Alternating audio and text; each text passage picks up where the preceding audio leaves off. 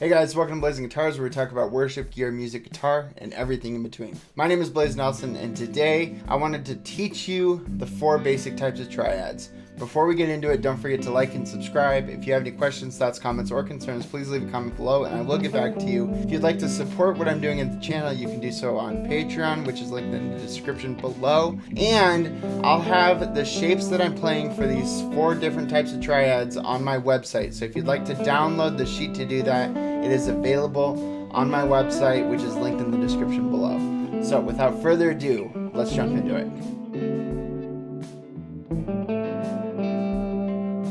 So, first and foremost, what is a triad? A triad, real simply, is a group of notes, specifically the root, a third, so it could be either a major third or a minor third, and a 5. It could either be a perfect 5, or a flat 5, which is an augmented 4, or a sharp 5, which is a minor 6. So we'll talk about all those. If you don't remember anything about interval notation, I would suggest that you go watch the video linked above, and then come back and start the video from this point. Why are triads important? Because they're the foundation of all the chords that we play. And you will see that as we get going. So let's start out with the very first triad, a major triad. Okay, so for all our examples today, we're going to be using D. So what I've done is I've written out all 12 notes with the intervals starting on D so that we can easily find out which notes we need to be using. So let's start with our major triad. So a major triad is a 1, a major 3, and a perfect 5. So for D, that means we're going to be using D, F sharp, and A. And that sounds and looks like this. So 1, 3, 5. And you can hear that all over. So if we do a C major, for example, okay, that's a major. So that's the basis of your major chord. Your major chord, for example, your C, when you play it this way, the intervals, you're playing a C, E, G, C, E, which is a 1, major third, perfect 5, 1, major third. So going back to our D here, we have 1, major third, perfect 5. Now let's look at a minor. So a minor is a 1, a minor third, and a perfect 5. So if we have this shape, 1, 3, 5, what we're going to do is we're going to flat the third, right? So we're going to play this.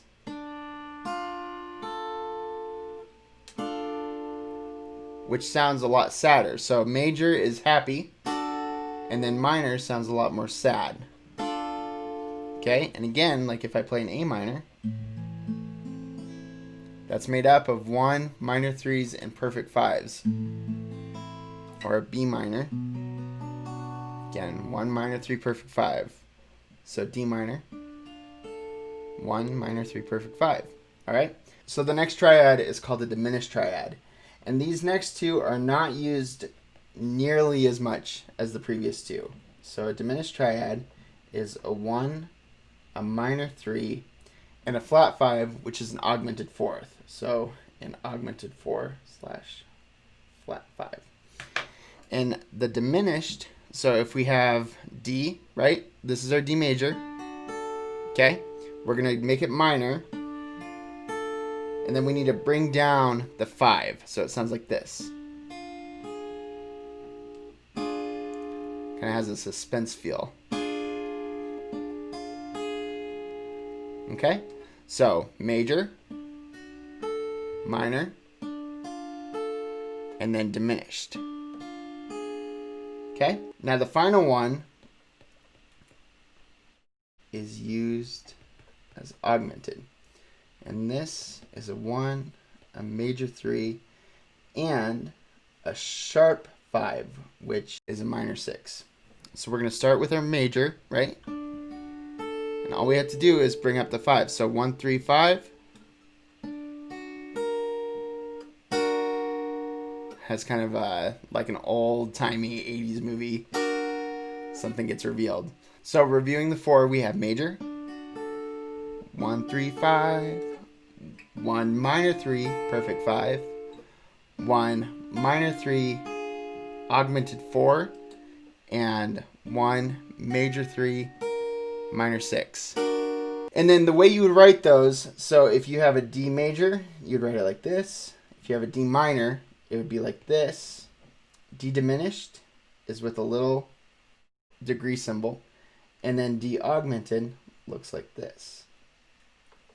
So those are kind of the 4 basic triads that you'll deal with. And then chords are built often around that. So for example, if we take a C, and let's say we wanted to play a C major 7. Well, what we would do is we would figure out how to add a major 7. So what that process looks like is we need to find a C, right, which is our root if we're using the key of C. So a major 7 is a 1, major 3, perfect 5, major 7. So what we would do is we would probably use the major 7 that's available right here because this is a 1, right? So B, C. So we're just going to drop this off and it's going to sound like this. So it's cool as if you understand that, you can start figuring out chords and putting together different chords based on the notation, which is really helpful as you're trying to learn how to read music, or if you find something that you don't understand. If you understand the basics on how to build it, then you can start from scratch and build up a chord that you like. So there you have it, guys. I hope this video was helpful. If you have any questions, feel free to leave a comment and I'll get back to you. And yeah, I think it's really important to understand how to put together chords instead of just mindlessly playing them, so that if you need to do something on the fly or need to learn something new, you can easily have the tools in your kit to put together something brand new that you might not understand or know. So it starts with this whole process. So thank you for watching. I hope you have a great week and we'll see you next week.